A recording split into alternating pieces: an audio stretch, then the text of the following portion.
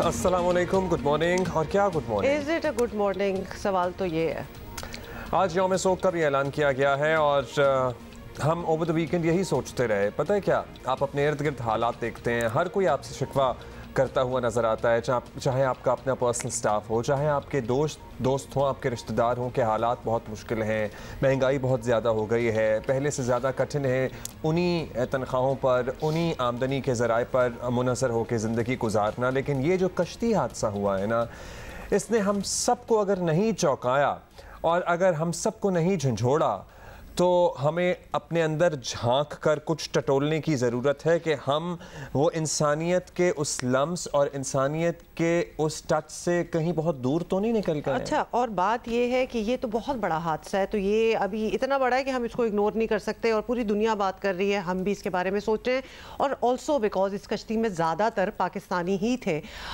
लेकिन ये होता है, काफ़ी अरसे से ये चीज़ हो रही है, बहुत ऐसी ट्रेजेडीज़ हमारे सामने आती हैं लेकिन इग्नोर कर देते हैं और इतनी प्रॉब्लम्स हैं। लेकिन this is something that can not be ignored. In fact इसको तो एड्रेस करने की ज़रूरत है कि इधर हुआ क्या और इसकी रूट पे जाना है कि क्यों इतने लोग, मतलब 100 की तादाद में लोग पाकिस्तान से भाग रहे हैं। कितने लोगों के बारे में हम सुनते हैं कि हज़ारों जी इस साल में या इस महीने से इस महीने तक हज़ारों लोग जो हैं वो ब्रेन ड्रेन भी उसको बहुत प्रोफेशनल हैं, पढ़े लिखे लोग हैं, वो तो बहुत स्किल्ड प्रोफेशनल्स भी नहीं होते। People who are trying their luck, who can afford to go, वो जा रहे हैं। लेकिन जो नहीं जा सकते, जिनके लिए बड़ा मुश्किल है, जो इलीगल तरीके से वो भी जा रहे हैं। और ये कश्ती का जो हादसा है, इससे ये सारी चीजें सामने आ गई। 400 सवार थे और जाहिर है हर महीने या हर दूसरे महीने या प्रॉब्ली हर हफ्ते इस पे तो FIA इन्वेस्टिगेशन करेगी तो मालूम होगा।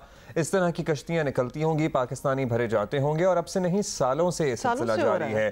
लेकिन आपको पता है कुछ महीने पहले हमारी एक स्पोर्ट्स पर्सन, एक खातून, शी ऑल्सो डाइड। वो अपने बेटे का इलाज के लिए और कोई उनको जरिया नजर नहीं आ रहा था और वो भी इसी तरह कश्ती हादसे में जान से गई हैं। मतलब she was a prominent person, तो लिहाजा ये खबर सामने आई। लेकिन कितनी बार तो खबर भी सामने नहीं आती और इस तरह की चीजें होती हैं। अब हमें अपने अंदर जरा झांकने की जरूरत है और ये सोचने की जरूरत है पर्टिकुलरली हुक्मरानों को कि हमने नौजवानों को क्या दिया, या किस कदर नाउम्मीदी और मायूसी का आलम है इस मुल्क में कि लोग अपना सब कुछ जरजमीन बेच कर इस मुल्क से भागने के लिए तैयार बैठे हुए हैं। बहुत सी जाहिर है इसकी वजूहात हैं, मौशी हालत आपके सामने ही है और मैं तो कहता हूँ कि किसी न किसी को इसकी जिम्मेदारी उठानी चाहिए और ज़रा बताएं तो सही कौम को आके कि हम यहाँ तक इस नहज तक कैसे पहुँचे कि हमारे नौजवान 20-25 लाख रुपए अपनी एग्रीकल्चरल ज़मीनें, अपने घर बेच के इस मुल्क से ये आपने बड़ा अच्छा पॉइंट आउट किया है, क्योंकि anything is worth getting out of the country. मतलब ट्रेजेडी तो ये है कि ये कोई हजारों रुपए देके नहीं है भागते, लाखों रुपए देके जा रहे हैं। ये इस वक्त बाय एनी स्टैंडर्ड जो इस ट्रेजेडी में बात हो रही है, वहां लोगों ने 25 से 30 लाख पर पर्सन दिए हैं इस रूट के लिए, जिसमें ऑब्वियसली आप देख ही रहे हैं कि उसका नतीजा क्या निकला है। ये गैर कानूनी तरीका है जिससे यूरोप जाने की डेस्परेट कोशिश होती है। ज़्यादातर तो एक्चुअली जो पहुंच भी जाते हैं उसके बाद आपको पता है ना, वो जेलों में होते हैं क्योंकि वो पकड़े जाते हैं। ये एक हिट एंड मिस किस्म की चीज़ है जहां हमने पैसे भी दे दिए, शायद हम जिंदा पहुंच भी जाएं, लेकिन उसके बाद भी कोई गारंटी नहीं है। और एक चीज़ पता है क्या, अब हमें ये सोच लेनी चाहिए कि जब तक हम इस मुल्क की 50% आबादी को कौमी धारे और इकोनॉमिक धारे में नहीं लाएंगे, हम लोग इस गुर्बत के गर्दाब से नहीं बाहर निकल सकते। मैं ख़वातीन की बात कर रहा हूँ। मतलब I just came to know, पूरी दुनिया से ख़वातीन दुनिया भर में जाती हैं, जॉब्स करती हैं, खदमात सर अंजाम देती हैं। आपको पता ही है, नर्सिंग के शोबे हैं, हॉस्पिटैलिटी के शोबे हैं, कस्टमर केयर है। आप किसी भी middle eastern country, Saudi Arabia, कहीं भी आप चले जाएं, आपको कौन नजर आएगा? थाई ख़वातीन, फिलिपिनो ख़वातीन, लेकिन अब तो इंडियंस भी, सूडानी ख़वातीन, तो आपको पता है कि इंडियंस बहुत आगे हैं। हमारे यहाँ ख़वातीन को लेबर वीज़ा नहीं मिलता। They cannot go out of this country by legal means.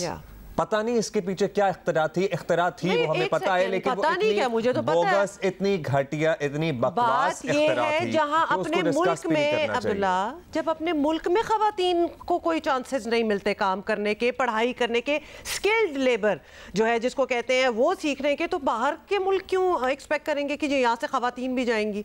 हम तो अपने मुल्क में नहीं उनको इतनी इजाजत देते कि वो कुछ कर लें। तो लिहाजा दिस इज वेरी अंडरस्टैंडेबल कि हमारी खवातीन को बाहर कोई वीजे नहीं मिलते, तो लिहाजा ये रूट रूट बनते हैं उसके बाद जाने के लिए। इट इज हमारी अच्छी नर्सेज हैं, हमारी अच्छी बच्चियां कस्टमर सर्विसेज में आ सकती हैं, हॉस्पिटैलिटी में आ सकती हैं, होटल इंडस्ट्री में आ सकती हैं, लेकिन नहीं, हमने ये पाबंदियां लगाई हुई हैं बेतुकी, और उसकी वजह से सर्टनली जो सारा बोझ मर्द पर आता है घर के, और फिर मर्द डेस्परेट मेजर्स लेता है और ये हादसा होते हैं। इन द प्रेजेंट ट्रेजेडी सबसे इससे मजीद ट्रेजेडी ये है कि जिनके प्यारे चले गए, जिनको शक है कि अब वो नहीं मिलेंगे, क्योंकि आपको पता है ना बॉडीज जो है वो तो 100 लोगों की मिली है, लेकिन 750 लोग थे उस कश्ती में, तो लिहाजा hundreds of them are still missing. वो बेचारे रिपोर्ट भी नहीं कर सकते बिकॉज उनके माँ बाप को, उनके जो पीछे रह गए हैं खानदानों को पता है कि वो इलीगल मीन्स से गए थे, इतने ज़्यादा तो आगे रिपोर्ट भी नहीं करने आए। वो अभी तक अपने बच्चों को ढूंढ रहे हैं, इस उम्मीद में हैं कि वो जिंदा होंगे या कुछ दिनों बाद उनकी कोई कॉल आ जाएगी, लेकिन वो बता भी नहीं रहे कि एक्चुअली हुआ क्या, किस एजेंट को कांटेक्ट किया, किसको पैसे दिए गए, किस तरह क्या रूट बना। 17 पाकिस्तानी इसमें बचा लिए गए हैं, 63 के जाँ बहक होने की तस्दीक हो गई है। मुतजाद बता रहे हैं नंबर्स, बाज़ कह रहे हैं जी 400 पाकिस्तानी सवार थे, बाज़ बच जाने वालों का कहना है कि 200 पाकिस्तानी सवार थे, लेकिन हुक्काम ने खदशा जाहिर किया है कि 100 पाकिस्तानी इसमें जहाँ बहक हो सकते हैं। और 9 जून को लीबिया के शहर बेनगाजी से इटली के लिए ये कश्ती रवाना हुई थी, और यूनान के पास इलाके प्लास के करीब 14 जून को हादसा पेश आया, जिसमें ग्रीस के कोस्टल गार्ड्स पे भी उनके रवैये और उनकी कारकर्दगी, उनके रिस्पॉन्स पे भी बहुत से सवालात उठ रहे हैं, आलमी मीडिया भी उठा रहा है। क्योंकि अगर आप विटनेस स्टेटमेंट्स देखें तो उनका ये कहना है कि कोस्ट गार्ड्स जो थे वो देख रहे थे, उनको पता था कि ये शिप जो है, ये जो कश्ती है, ये कैप्साइज हो रही है। 5 दिनों से तो पानी में खड़ी थी,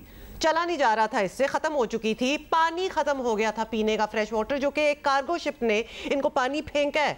मतलब इस तरह तो मदद हो रही थी उनके लिए, लेकिन इंतज़ार में थे। अभी ये बड़ी बातें हैं एक्चुअली, जो अब बातें सामने आएंगी, जो विटनेसेस जो बच गए हैं लोग, वो बता रहे हैं कि क्या है। बल्कि कुछ सुने ज़रा इनकी फैमिलीज़ का क्या कहना है, वो सुन लें। बस हम यही दुआ करते हैं कि हमारा भाई से सलामत हो, और एजेंट को सख्त से सख्त सजा दी जाए, और वो एजेंट को लुट के खा गया, सामने भी लुट के अल्लाह के भला करे। उसने किया था इधर से वीज़ा लगवा कर इधर से भी लेकर जाऊंगा, उधर से बड़े जहाज से लेकर जाऊंगा, और 50 लाख रुपए मुझसे लिए हैं, 15 लाख के मैंने डॉलर देकर भेजे हैं। फिर कोई गल नहीं हुई, सुबह बस मैसेज उन्हें छड़िया मेरे जोगा कि अम्मी मैं अब्बू जी सलाम वालेकुम, वालेकुम सलाम करके ते बस ते आखने लगा अम्मी मेरा अखीरला मैसेज है, असी अज तुर चले हैं। क्या नाम है आपके बच्चे का जो लापता? अल्लाह देता। हमारा बच्चा लापता हो गया, पता ही नहीं, बताते नहीं है, कहता है कि मिठाई बांटो, आपका बेटा चला गया, पहुंच गया।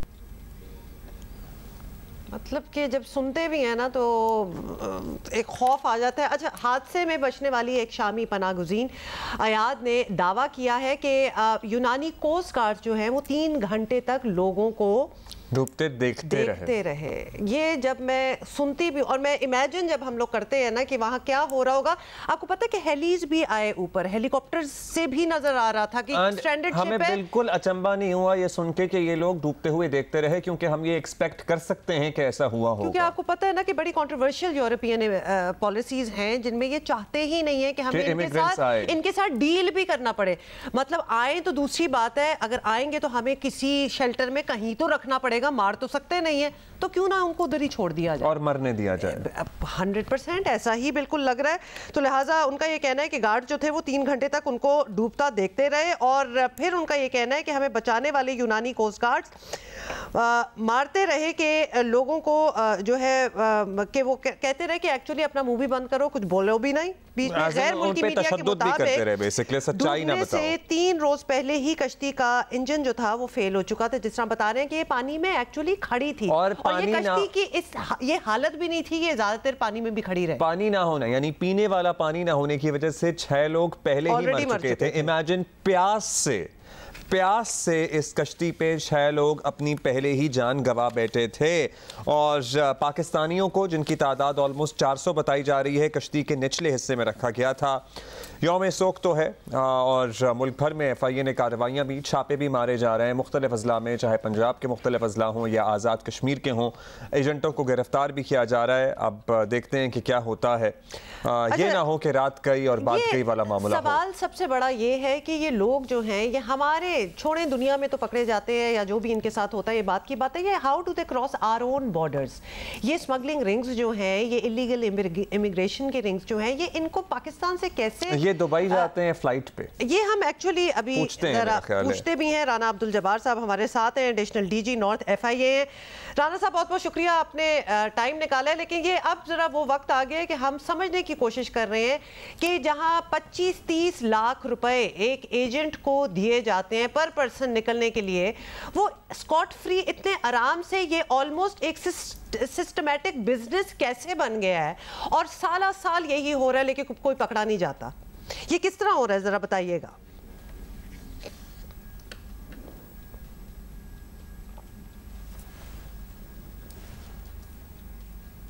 राना साहब, आई गेस आपका माइक ऑफ है और team is trying to connect you. वो इस फॉल्ट को सही कराएंगे आपसे, उसके बाद दो सवाल हैं जो हम एक्चुअली पूछना चाहते हैं कि किस तरह ये लोग जो हैं ये बड़े आराम से बाहर निकाले जाते हैं। आपने जो बात शुरू की थी, यस, अब एक लीगल कवर भी आ गया, बिकॉज नज़दीकी कंट्रीज जैसे आप UAE कर लें, इजिप्ट कर लें, even as far as Libya कर लें, वहाँ तक लीगली ही फ्लाई करके पहुँचाया जाता है। उसके बाद जाना तो यूरोप ही होता है ना इन दी एंड, फिर वो मेडिटेरेनियन में धोखे में रखा गया था कि आगे भी जहाज, तो ये रूट ये बनता है कि दुबई एंड देन इजिप्ट और उसके बाद लिबिया और लिबिया से आगे। राना अब्दुल जब्बार साहब हमारे साथ मौजूद हैं। राना साहब, we hope we can hear you now. आप बताइए क्या बता रहे थे। जी, थैंक यू सो मच जी। Definitely it is a tragic incident और इसमें एक जो ह्यूमैनिटेरियन क्राइसिस है जिसका आप पहले बात कर रहे थे वो भी एक क्रिएट हुआ। जो यहाँ से माइग्रेशन है वो प्राइमरीली इकोनॉमिक माइग्रेशन है और यूरोप की तरफ पुश एंड पुल फैक्टर्स दोनों के दोनों उसमें शामिल होते हैं और उसकी वजह से लोग जो बेटर लाइफ अपॉर्चुनिटीज़ के लिए वहाँ पे जाना चाहते हैं। दो ट्रेडिशनल रूट्स पहले यूज़ होते थे। एक तो लैंड रूट था जो कि थ्रू ईरान और फिर टर्की और फिर ग्रीस, और उस पर चूँकि बहुत ज़्यादा सख्ती है और हमारी अपनी बॉर्डर चेक पोस्टें भी 37 के करीब उस पर काम कर रही हैं।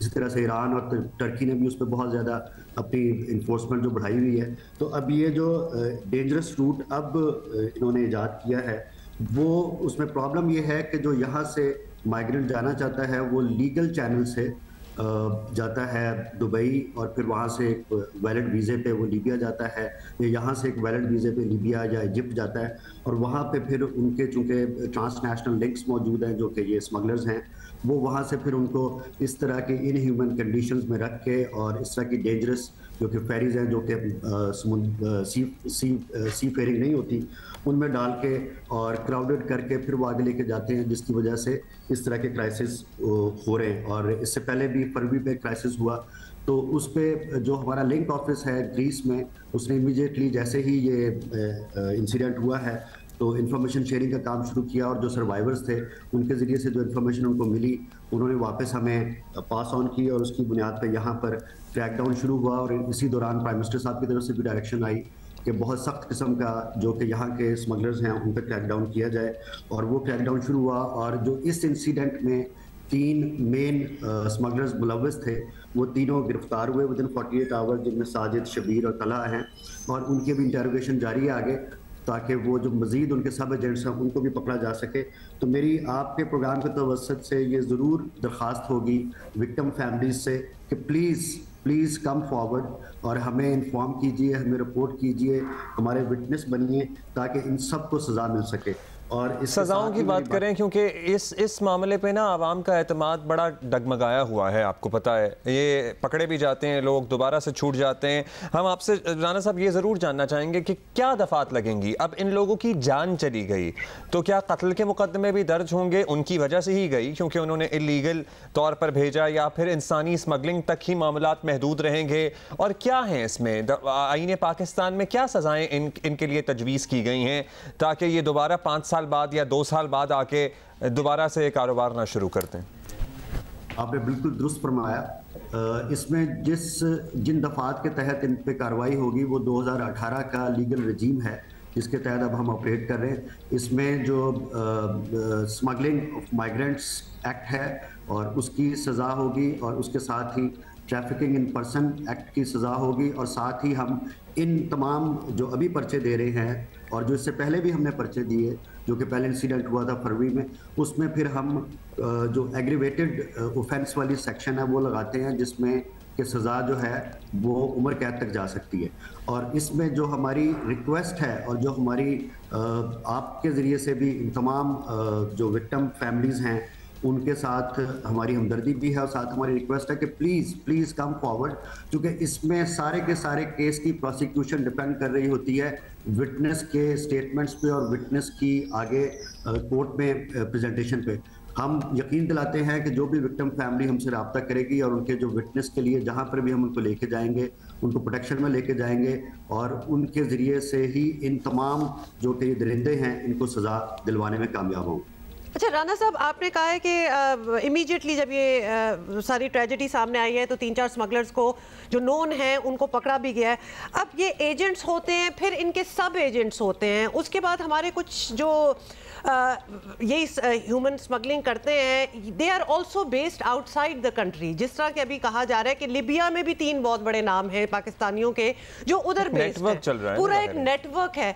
हम अपनों को 2-4 को इधर पकड़ भी लें तो आपको पता है कि ये तो कहीं भी देखें मशरूम फ्रॉम एनीवेयर, और ख़ास तौर पे जब लिंक्स इतने इस्टेब्लिश्ड हो बाहर, तो ये क्या बाकी मुल्कों से भी राब्ता किया जा रहा है कि वहाँ भी जो है हमारे उनको भी पकड़ा जाए, उनको वापस लाया जाए, उनको सजाएं हो, कुछ इस किस्म का भी काम हो रहा है?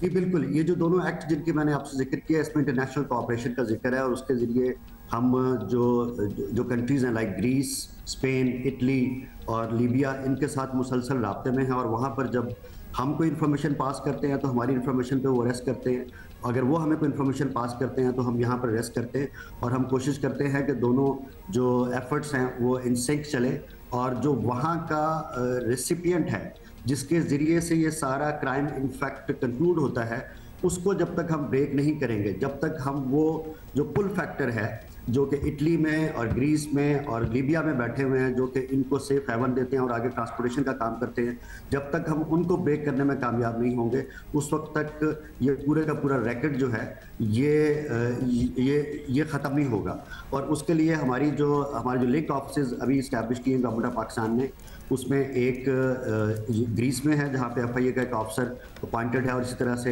एक स्पेन में है, इसी तरह से हम इटली के लिए कोशिश कर रहे हैं, और वहाँ पर जो हमारे ये लिंक ऑफिस हैं वो मुसलसल राब्ते में होते हैं जो कि लोकल अथॉरिटीज़ हैं और इन्फॉर्मेशन का तबादला कर रहे होते हैं। इसी तरह से जो हमारा इस ट्रैफिकिंग के लिए नेशनल एक्शन प्लान है 2021 से 2025 तक का, उसमें भी जो हमारी इंटरनेशनल कोऑपरेशन है विद IOM, विद UNODC, वो भी इसी तरह से इंफॉर्मेशन फ्लो का काम करती है, और हम कोशिश करते हैं कि जो इंटरनेशनल लेवल के इस रैकेट के मेंबर्स हैं जो कि ऑपरेट कर रहे हैं डिफरेंट ट्रांसनेशनल बॉर्डर्स पे, उनकी हम एक ऐसी रजिस्ट्री कायम करने में कामयाब हो जाएं जो कि इंटरनेशनली हम इंटरपोल के साथ शेयर करके, तो उनको हम इंटरपोल के ज़रिए से ना सिर्फ अरेस्ट करें बल्कि हम अपने जो यहाँ पर लाने में भी कामयाब हो। That's a tall order, Rana साहब। ये बातें और ये टर्मिनोलॉजीज बड़ी भारी भरकम हैं, लेकिन एट द सेम टाइम बड़ी सिंपल मामलात हमारे सामने हैं कि ये लोग ऐसे ही एकदम से मुंह उठा के नहीं चले गए। ज़ाहिर है इनके गाँव में, इनकी फैमिलीज़ में पहले भी लोग इसी ज़राए से गए होंगे, मामा का बेटा या चाचे का बेटा या मासी का बेटा, और ये सदियों से लोग इंतजार भी कर रहे होते हैं कि हमारे आ रहे हैं, और ये दहाइयों से मामला चल रहा है। हमने कोई हिसाब किताब लगाया है कि हमारे महीने में कितने लोग इस तरह इलीगली निकलते हैं, फरार होते हैं, कितनी कश्तियों में सवार होते हैं? हमारे पास एटलीस्ट डेटा है ताकि हम उस पर एक्शन ले सकें कि हाँ जी 1000 लोग जा रहे हैं या 2000 जा रहे हैं या इससे भी कम क्या है हमारे पास स्टेटिस्टिक्स इसके? मैं आपके साथ स्टेटिस्टिक शेयर करता हूँ लास्ट ईयर की, जो FIA ने ऑफलोड किए ऑन सस्पिशन के ये इस तरह की एक्टिविटी में आगे जाकर किसी का शिकार होंगे, किसी ट्रैफिकर का, तो उसमें हमने 19,055 जो पैसेंजर्स थे वो ऑफलोड किए, जिनके बारे में ये सस्पिशन थी कि ये आगे जाकर किसी न किसी रैकेट का शिकार हो जाएंगे। मोस्टली ये कहाँ जा रहे होते हैं? आप कंटिन्यू कीजिएगा, लेकिन मोस्टली ये दुबई जा रहे होते हैं, मिस्र जा रहे होते हैं, कहाँ की फ्लाइटें ले रहे होते हैं लोग? तो जो अभी रिसेंट फिनोमेना है उसमें दुबई, और दुबई से आगे जो उनकी डेस्टिनेशन होती है, क्योंकि हमने और डेस्टिनेशन का उसकी रेफरेंस से प्रोफाइलिंग करते हैं कि अगर ये लीबिया जा रहा है तो लीबिया में तो ऐसा इस वक्त कोई ऐसी टूरिज्म का एक्टिविटी है नहीं, और इसका प्रोफाइल ऐसा है कि ये टूरिज्म के मुतलका वहाँ पर नहीं जा रहा, तो उस सस्पिशन पे फिर हम इसको ऑफलोड कर लेते हैं। जो मोस्टली जाते हैं अब ये करते ये हैं कि यहाँ से एजेंट इनको ले जाते हैं दुबई का वीज़ा, चूँकि वो विजिट वीज़ा ईजी है, तो उसमें फिर आगे जो वो उसकी जो डेस्टिनेशन है, जो कि ट्रांजिट जहाँ पे उसने इजिप्ट या लीबिया में जाना होता है, उसको मास्किंग कर लेते हैं कि जी उसका अगला ना बताएं कि जी मैं तो दुबई जा रहा हूँ, बस दुबई से आगे फिर वो वीज़ा अरेंज करवा लेते हैं लीबिया के, जो कि ईजिली अरेंज हो जाता है।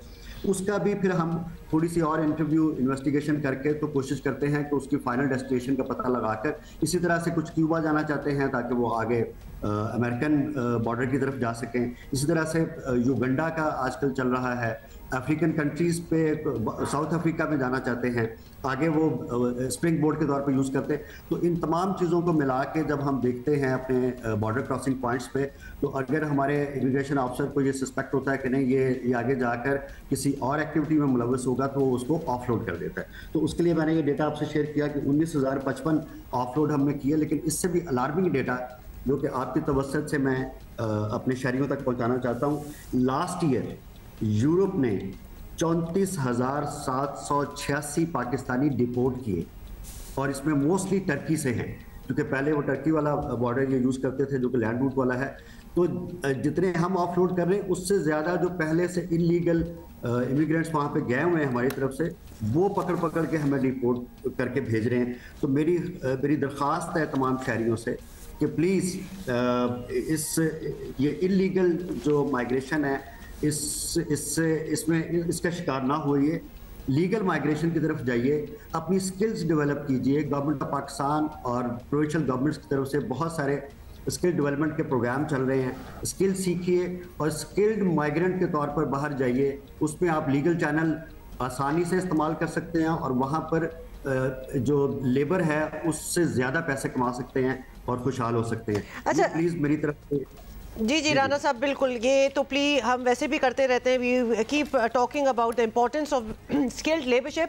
ये बताएं अब जो फैमिलीज़ हैं जो इस ट्रेजेडी की अगर हम बात करें जो अभी हुई है, उनकी फैमिलीज़ हैं बहुत सी खौफ के मारे बोल नहीं रही और इन्फॉर्मेशन नहीं दे रही कि भाई उनके बच्चों ने कहाँ से किसको कांटेक्ट किया, किसको पैसे दिए, कहाँ गए। क्रिमिनल्स होते हैं ना, डराते हैं। जी बिल्कुल, ऑफ कोर्स, लेकिन कोई गारंटी तो इन लवाहिकीन को भी देनी पड़ेगी कि आप सामने आए और हम आपको हरास नहीं करेंगे, क्योंकि आई एम सॉरी लेकिन हमारे यहाँ भी थोड़ा सा कल्चर है कि पकड़ना किसी को होता है तो उसकी फैमिली को पहले अंदर बंद कर देते हैं।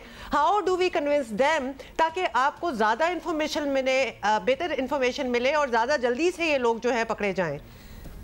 आपने बिल्कुल दुरुस्त फरमाया, बिल्कुल ऐसे ही है। उनके दिलों में खौफ भी है, एजेंट का भी है, पैसों का भी है, गारंटर्स का भी है जिन्होंने दरमियान में गारंटी दी हुई है, और शायद ये भी है कि हम भी क्रिमिनल हैं। मैं बिल्कुल पूरी जिम्मेदारी से और पूरे वसूख से आपको ये बता रहा हूँ कि ये विक्टिम्स हैं, they will be treated as victims. और कानून जो नया 2018 के बाद का आया है, कोई भी एफआईआर में जो कि माइग्रेंट है उसको मुल्जिम नहीं रखा जाता, ना रखा जाएगा। और इसमें भी ये तो वैसे ट्रैजिक इंसिडेंट है, इसमें तो सवाल ही नहीं पैदा होता कि हम किसी भी माइग्रेंट को जो कि इंटेंडेड माइग्रेंट था और अपनी जान से चला गया, उसको हम खुदा ना खास्ता किसी भी तरीके से या उसकी फैमिली को किसी भी तरीके से इन एफआईआर में एक्यूज रखें। तो वो आई वुड रिक्वेस्ट कि वो आएँ, रिपोर्ट करें और नाम लेके बताएं कि ये स्मगलर था, ये एजेंट था, ये उसका सब एजेंट था, इसको मैंने पैसे दिए। वो हमारे एक्यूज्ड हैं, वो हमारे मुल्ज़िम हैं और ये हमारे विटनेस हैं, ये हमारे कंप्लेनेंट्स हैं। इनका स्टेटस वही है जो कि कानून ने उनको प्रोटेक्शन दी हुई है, विटनेस वाली। राना अब्दुल जब्बार साहब, बहुत बहुत शुक्रिया for speaking to us, additional DG north FIA। और हम यही कहेंगे जो खामोश बैठे हुए हैं, जिनकी फैमिली जो इंतज़ार में, जो इस उम्मीद में है कि हमें एक कॉल आ जाएगी, क्योंकि ट्रेजेडी ये है कि उनके जो हैंडलर्स थे, स्मगलर जो बीच में थे, उन्होंने उनको ये भी लारा दिया हुआ है कि नहीं हमें पता है कि आपके बच्चे पहुँच गए हैं और आपको 5-10 दिनों में कॉल कर लेंगे। तो वो उम्मीद में बैठे हुए हैं। आप लोग आगे आएँ, अपने बच्चों के नाम दें ताकि एटलीस्ट ये तो तहकीकात हो सकें कि आपके बच्चे इस ट्रेजेडी में थे, नहीं थे, बच गए हैं, कहाँ हैं, एटलीस्ट कुछ तो आपको क्लैरिटी मिलेगी। तो लिहाजा डरे मत, क्योंकि आप विक्टिम हैं इसमें। अगर कहीं किसी को ये लग रहा हो ना कि उसका बच्चा बच गया होगा और वो एक्चुअली निकल गया होगा और कहीं स्लिप हो गया होगा, तो शायद वो नहीं सामने आएगा। एक तो सारी उम्र की जमा पूंजी और कर्ज उठा के बात तो ये है वो कि शायद 5-10 दिन इंतजार ही करेगा और उसके बाद ही अगर राब्ता ना हो तो मेरा ख्याल है तब बताया जाएगा। क्योंकि इस मुल्क में अब वो हालात हैं कि अगर कोई अपनी जमा पूंजी जेवर जायदादें बेचकर पैसे लगाकर चला गया है ना, लेकिन आपको साथ तो बस साथ ये भी बता दें 5-10 माँ बाप नहीं बोलेंगे इस, लेकिन 5-10 दिन भी ना इंतजार करें। ये वो टाइम है जिसमें इमीडिएट एक्शन लेने की ज़रूरत है। तो लिहाजा इंशाल्लाह दुआ यही होगी कि आपके बच्चे ठीक होंगे। लेकिन अगर आप पूछेंगे नहीं उनके बारे में, इंफॉर्मेशन नहीं देंगे, तो आपको नहीं पता चलेगा। और फिर जिन्होंने किया है कुछ, वो हाथ से निकल भी चुके होंगे। मुख्तलिफ शहरों से हम आपको अपडेट करेंगे जहाँ जहाँ लवाहिकीन मौजूद हैं मरने वालों के, एक ब्रेक के बाद। लेकिन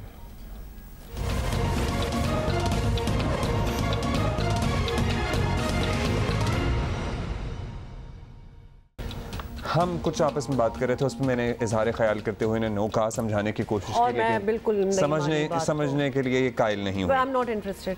अच्छा जी, अब हमने बिल्कुल ही पेस चेंज कर देनी है। हम तो अपनी गप्पों में लग जाते होते हैं। We need to lighten up the mood a little bit. We will go back to the tragedy जो कश्ती डूबी है यूनान में, उस पर हम ज़रूर बात करेंगे, ख़ास तौर पे क्योंकि हमारे अपने कौन से शहरों से ज़्यादा तादाद है जो लोगों की जाती है। तो we will be talking to our correspondents from there. लेकिन फ़िलहाल थोड़ी सी क्रिकेट की बात हो जाए, क्योंकि आपको पता है कि श्रीलंका के खिलाफ 2 टेस्ट मैचों की सीरीज के लिए टेस्ट स्क्वाड का ऐलान कर दिया गया है और शाहीन शाह अफरीदी की वापसी हुई है। टॉप ऑर्डर बल्लेबाज मोहम्मद हुरैरा और ऑलराउंडर आमिर जमाल को पहली बार टेस्ट स्क्वाड का हिस्सा बनाया गया है। इसलिए अगर आपको थोड़ा सा नाम जरा नया लग रहा हो तो this the first time he is going to be a part of the test squad. New Zealand के खिलाफ आखिरी टेस्ट सीरीज में शामिल होने वाले कामरान गुलाम बगैर खेले ही ड्रॉप हो गए हैं और पाकिस्तान टीम अगले माह श्रीलंका का दौरा करेगी। 2 टेस्ट मैचों की ये सीरीज आईसीसी की तीसरी वर्ल्ड टेस्ट चैंपियनशिप पे पाकिस्तान की पहली सीरीज होगी। इसी बारे में जरा हम बात करते हैं। हमारे साथ मौजूद हैं टेस्ट क्रिकेटर अब्दुल रज़ाक भाई। अब्दुल रज़ाक भाई, शुक्रिया आपने वक्त दिया। बताइएगा, पाकिस्तान ने श्रीलंका टेस्ट सीरीज के लिए टीम का ऐलान तो कर दिया है। ये मैच जुलाई में खेले जाएंगे और इस मौसम में देखते हुए सूरत हाल को, कंडीशंस को, आपकी नज़र में श्रीलंका में बैटर्स के लिए कुछ आसानी होगी या कंडीशंस मुश्किल होंगी बैटिंग के लिए? देखिए, ओवरऑल देखा जाए पाकिस्तान काफ़ी पिछले सालों से जब भी फ्री होती है तो श्रीलंका में जा खेलते इन्हीं दिनों में, जून जुलाई के महीने में। वहाँ पे मौसम थोड़ा सा बेहतर होता है, थोड़ी सी हवा चल रही होती है, पर ह्यूमिड होता है, गर्मी भी होती है। पर वहाँ पे देखा जाए तो बैट्समैन के लिए भी पिच पे डिपेंड करता है कि कैसी पिच बना के देते हैं। बैट्समैनों के लिए मुश्किल है, फास्ट बॉलरों के लिए मुश्किल है, स्पिनर को ज़्यादा मदद मिलती है वहाँ पे हमेशा। पर ये मैं बात कर रहा हूँ आज से कोई 5-6-7 साल पहले की बात कर रहा हूँ। अगर पिचेज उन्होंने अच्छी प्रिपेयर की है तो क्योंकि पहले श्रीलंका की पिचों पे बॉल इतना ऑन दी अप नहीं आता था, तो उम्मीद है कि उन्होंने कोई बेहतरी की होगी पिचेज में। चलिए, आप कंडीशंस की बात कर रहे हैं। अच्छा, ये बताएं कि श्रीलंका में आम तौर पर स्पिनर्स का जोर जो है वो चलता है। पाकिस्तान ने 2-3 ऑप्शन तो रखे हैं, लेकिन साजिद शाह नहीं है, जाहिद महमूद भी नहीं है, तो क्या नुमान और इब्रार काफ़ी हैं? देखिए, ओवरऑल नुमान की बड़ी अच्छी परफॉर्मेंस जा रही है और इब्रार ने रिसेंटली बड़ा अच्छा परफॉर्म किया इंग्लैंड के खिलाफ। तो ये इनके लिए भी, इब्रार के लिए भी टेस्ट होगा कि अगर ये यहाँ परफॉर्म करता है, यहाँ ज़्यादा विकेटें लेता है, तो ये मैं समझता हूँ कि काफ़ी पाकिस्तान के लिए एक लंबी क्रिकेट खेलेंगे। और नुमान के लिए भी काफ़ी क्रंच ये टूर होगा अगर इसमें परफॉर्म करते हैं, क्योंकि अभी ये सिलेक्शन कमेटी चेंज हुई है, सिलेक्टर चेंज है, तो इनके पास अपॉर्चुनिटी है, परफॉर्म करेंगे तो फिर टीम में इनका रहेंगे। अच्छा अब्दुल रज़ाक, इस बार मोहम्मद हुरैरा को चांस दिया गया है। 2-3 सीज़न से डोमेस्टिक में अच्छा परफॉर्म कर रहे हैं। इससे पहले आपको पता ही है कामरान गुलाम को भी मौका दिया गया था, लेकिन 1-2 इनिंग में फेल होने पर टीम से ही बाहर कर दिया गया। डोमेस्टिक परफॉर्मेंस को 2 से 3 सीरीज़ कम अज़ कम नहीं खिलानी चाहिए? देखिए, डेफिनेटली देखिए डिपेंड करता है कि किस नंबर पे किस बैट्समैन ने स्कोर किया। जैसे कामरान गुलाम थे वो मिडल ऑर्डर में स्कोर करते थे, हुरैरा जो है वो ओपनिंग पे स्कोर करते हैं, तो ये बड़ा फ़र्क है। क्योंकि हुरैरा की टेक्निक देखी जाए तो बड़ी सॉलिड है, क्योंकि अंडर 19 में खेले हुए हैं और पूरी पाकिस्तानी क्रिकेट खेलते आ रहे हैं और मेंटली बड़े स्ट्रॉन्ग है, फिट भी हैं। तो ये अच्छी एक चेंज है और मिडल ऑर्डर में अभी ज़रूरत नहीं है, तो शायद इसलिए कामरान गुलाम को मौका नहीं मिल सका। और जब इन्होंने परफॉर्म किया था उस वक्त इनको मौका मिलना चाहिए था, फिर ये काफ़ी लेट हो गई। लेट्स सी क्या होता है। Thank you so much for speaking with us. This is going to be next month, right? जो नए लड़के आए हैं उनके लिए बहुत सी नेक तमन्नाएं, होपफुली यू डू वेल और आपके ब्राइट चांसेस हो आगे चलकर आप क्रिकेटिंग फ्यूचर में पाकिस्तानी टीम के लिए। And please make sure we win. Thank you, क्योंकि हमें हर थोड़े वक्फे बाद एक अच्छी खबर चाहिए होती है and we depend a lot on cricket. हाँ, उसके अलावा हमारे पास ज़रा मौके कम हैं चीज़ें सेलिब्रेट करने और अच्छी खबरें मिलने के। वैसे ये बड़ी अफसोस की बात है। एनीवे छोड़े, हमने आपको बिल्कुल मजीद डिप्रेस नहीं करना, ब्रेक ले लेते हैं।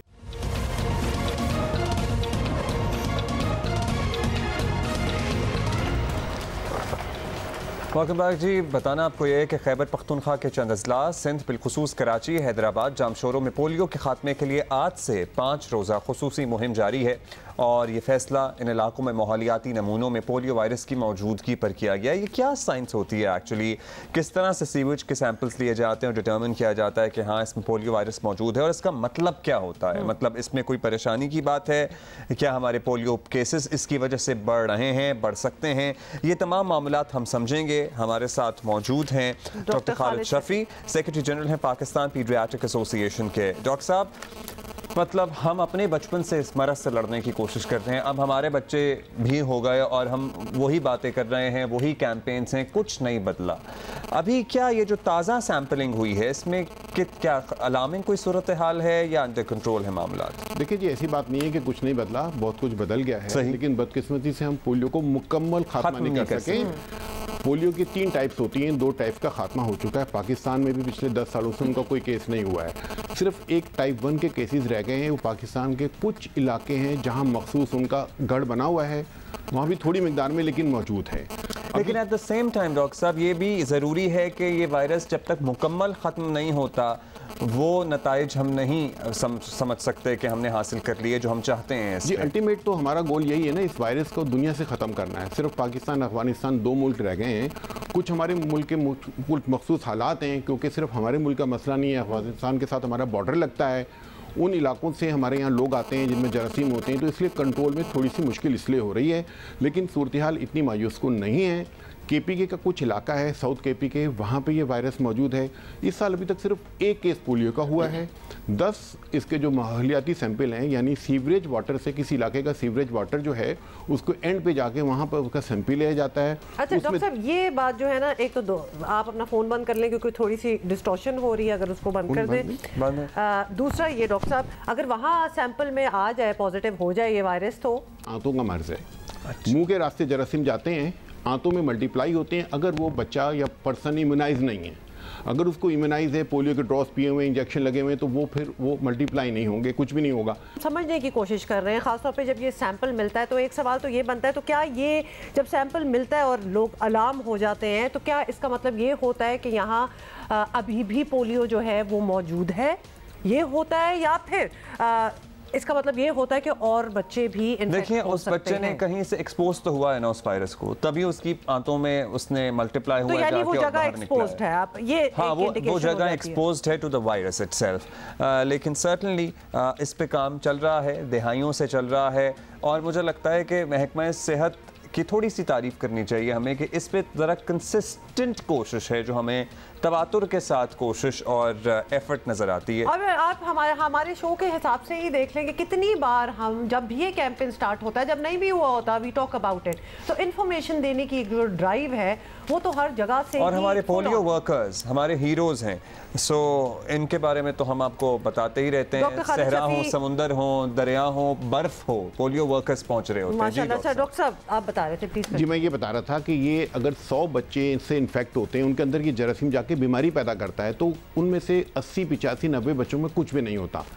उनमें 10-15 बच्चों को बुखार होता है, नज़ले खांसी, कुछ को गर्दन तोड़ बुखार। 100 में से 2-3 बच्चे होते हैं जिनको पैरालिसिस होता है, जैसे उनका कोई हिस्सा काम करना शुरू करता है, जिसको हम आम जबान में पोलियो कहते हैं। लेकिन 100 बच्चे जिनको ये जरासीम जाते हैं, उनके वायरस मल्टीप्लाई होकर स्टूल में निकलता है और दूसरों तक पहुंचता है। तो पोलियो का एक केस आने का मतलब होता है कि 100 से ज़्यादा बच्चों को ये जरासीम है। अच्छा, बच्चे को अगर आप डिटेक्ट कर लेते हैं, किसी को पैरालिसिस हो जाता है तो पोलियो कहते हैं। अगर वही बच्चा उसको नहीं कुछ होता, स्टूल में करता है, इसका मतलब है कि वहाँ इन्फेक्शन मौजूद है। तो माहौलियाती सैंपल जो है, एनवायरमेंटल सैंपलिंग, यानी स्टूल में अगर किसी सीवरेज वाटर में निकल रहा है, इसका मतलब है कि वहाँ पोलियो के केस जैसी सूरत हाल है। कुदरत का निज़ाम है कि उसको फालिज नहीं हुआ है, लेकिन इन्फेक्शन है और बाकी हो सकता है बिल्कुल फैल सकती है बीमारी। इतनी मायूसकुन सूरत हाल नहीं है। अभी तक सिर्फ एक पोलियो का केस पॉजिटिव आया पाकिस्तान में, 10 माहौलियाती सैंपल पॉजिटिव आए हैं। इसका मतलब ये है कि ये बीमारी कुछ इलाकों में मौजूद है और कुछ इलाकों में ये कभी कभी आ जाती है। जैसे मिसाल के तौर पे कराची में एक सैंपल पॉजिटिव आया। कराची में पिछले कई साल से पोलियो का कोई केस नहीं हुआ है। एक लांडी में सैंपल पॉजिटिव आया था और एक कराची सोराबकोट में अभी पॉजिटिव आया। क्योंकि हमारे यहाँ कराची में सारे मुल्क से आमदोरफ्त रफ रहती है, उन इलाकों में जहाँ पे ये पोलियो एंडेमिक जोन है, साउथ वजीरिस्तान है, नॉर्थ वजीरिस्तान है, बन्नू है, वहाँ से लोग आते बहुत फ्रिक्वेंट। सारी बात है, अपना मुल्क आ जाएंगे तो सही ना। तो वहाँ से किसी बच्चे के जो बस में सफर कर कर आता है, उसकी आंतों में जरासीम होते हैं, वो कराची पहुँचता है, कराची में स्कूल पास करता है, सीवरेज वाटर में जाता है, वहाँ हम डिटेक्ट करते हैं। डॉक्टर साहब, अब ये 5 दिनों की ये ड्राइव दोबारा से स्टार्ट हो रही है। अब जहाँ सैंपल पॉजिटिव आया हो तो वहाँ जरा ज्यादा कंसंट्रेशन होती है, किस तरह? ये मुहिम फिलवक्त सिर्फ उन्हीं इलाकों में, अभी जो मुहिम आज से शुरू हो रही है, सिर्फ उन्हीं इलाकों में चल रही है जहाँ पे ये सैंपल पॉजिटिव आया। ये बता दें लोगों को कि अगर आपके बच्चे ने 3 दफा भी कतरे पिए हुए हैं तो चौथी दफा भी पिलाने में कोई हर्ज नहीं है। देखिए, असल जो बुनियादी वजह हमारे यहाँ मुल्क में इस बीमारी की है वो ये है कि हमारे यहाँ रूटीन वैक्सीनेशन सही नहीं है। ये रूटीन वैक्सीनेशन से मुराद ये कि जब बच्चा पैदा होता है, पोलियो कतरे उसको जब पिलाए जाते हैं और वैक्सीन भी दी जाती है, फिर 6 हफ्ते का, 10 हफ्ते का, 14 हफ्ते का होता है तो और वैक्सीन के साथ पोलियो के कतरे पिलाए जाते हैं। 4 दफा तो बच्चा जब पीता है, फिर जब भी मुहिम चलती है उसको पोलियो के कतरे पिलाए जाने चाहिए। तो 5 साल तक जो बच्चा है 12, 14, 15, 16 दफा जब कतरे पीता है, उस वक्त उसमें इम्यूनिटी पैदा होती है। तो ये सिर्फ 4 दफा कतरे पीना जरूरी नहीं, लेकिन वो भी जरूरी, इसके साथ हर मुहिम में कतरे पिलाने हैं। और लोगों को शिकायत होती है कि बार बार आ जाते हैं। देखिए, बार बार हुकूमत भेजती है तो आते हैं। राइट डॉक्टर, हर मुहिम में कतरे पिलाना जरूरी है। इससे आपके बच्चे को फायदा ही होगा, कोई नुकसान नहीं होगा। एक ब्रेक के बाद हाजिर होते हैं।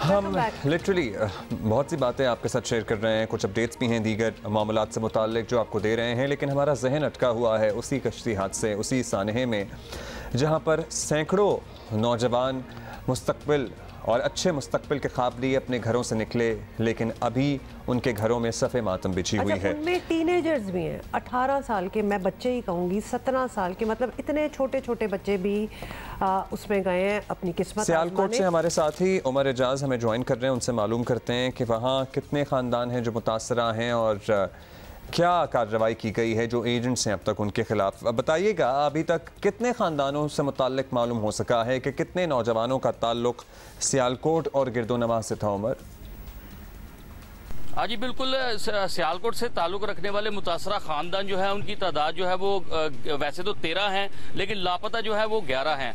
लापता नौजवान जो है वो उनकी तादाद 11 और 2 जो है वो जिंदा बच चुके हैं। इनमें मैं जिक्र करता चलता हूँ कि जो 8 नौजवान हैं उनका ताल्लुक सियालकोट के इलाके कोटली नौशहरा से है, जबकि 2 का ताल्लुक डस्का के नवाही गाँव पिंडी भानों से है, जबकि एक जो नौजवान है वो बडियाना से उसका ताल्लुक है। जबकि दो जो जिंदा बच गए हैं उनमें से एक पिंडी बानो और एक नौशहरा से ताल्लुक़ रखने वाला नौजवान है। आपको बताता चलो, हमारी जो मुतासरीन से बात हुई है, जो ख़ानदान है, उनका ये कहना है कि एजेंट के साथ जो उनकी बात तय पाई थी वो 23 लाख रुपए में तय पाई थी और ये तय पाया था कि इन बच्चों को जो है, इन नौजवानों को बाय एयर इटली जो है वो भिजवाया जाएगा। अपने आंखों में ये सुहाने ख्वाब सजाए ये नौजवान घरों से तो रवाना हो गए, लेकिन वहाँ जाकर इनके साथ जो धोखा हुआ, इनको कश्ती पर सवार कर दिया गया, जिसकी वजह से कश्ती जो है वो हादसे का शिकार हो गई और ये नौजवान जो है अभी तक लापता है। इसके साथ साथ आपको बताता चलो, इनमें से 4 ख़ानदान ऐसे हैं जिन्होंने अपने डीएनए जो है वो जमा करवा दिए हैं, डीएनए टेस्ट करवा लिए हैं। अच्छा, लिबिया तक तो बाय एयर ही जा रहे होंगे, तो इनको यकीनन यही लगा होगा कि हम एंड तक इटली तक ही बाय एयर पहुंचेंगे। ये बताएं उमर के इन इलाकों से पहले भी किसी नौयत की अफसोसनाक जो है इसी तरह ही आती रही हैं खबरें। वजह क्या है कि ये लोग गैर कानूनी तरीके से बाहर जाने की कोशिश करते हैं या फिर इनको वाकई नहीं पता होता और वो समझ रहे होते हैं कि हम लीगल तरीके से ही जा रहे हैं, हालांकि कैसे हो सकता है, बताइएगा। गैर कानूनी तौर पर जो है वो नौजवान ऐसा जो है रिस्क लेते हैं, जबकि वाज़ेह नज़र आ रहा होता है कि सामने मौत है, डंकी लगाकर ये लोग जाते हैं। इसकी सबसे बड़ी वजह ये है वो गुर्बत है, क्योंकि ये डंकी लगाना जो है वो आसान काम है, कम पैसों में जो है वो डंकी लग जाती है। एजेंट जो है इनको सुहाने ख्वाब दिखाते हैं, सुहाने सब्ज बाग दिखाए जाते हैं इनको, और ये नौजवान उनके झांसे में आ जाते हैं, उनकी फैमिलीज, उनके ख़ानदान इस झांसे में आते हैं और अपनी जमा पूंजी बची कुछ चीज़ें बेचकर ये नौजवान जो है ऐसा रिस्क लेने के लिए तैयार हो जाते हैं। ख़ासतौर पर हमारी जो ये बेल्ट है जिसमें मैं जिक्र करता चलूँगा, सियालकोट, गुजरात, गुजरावाला, मंडी बहाउद्दीन, हाफिजाबाद, पूरी डिवीजन में जो है लोग जो है उनका रुझान जो है वो बैरून मुल्क ज़्यादा होता है। क्योंकि सियालकोट शहर एक सनती शहर है, यहाँ पर तो कम है, लेकिन दूसरी जानिब जो है वो ज़्यादा रुझान है। शहर में रुझान थोड़ा कम है सियालकोट सिटी में, लेकिन दूसरे इज़ला में बहुत ज़्यादा रुझान है। लेकिन इस वाक़े की जो सूरत हाल है वो बिल्कुल अलग है।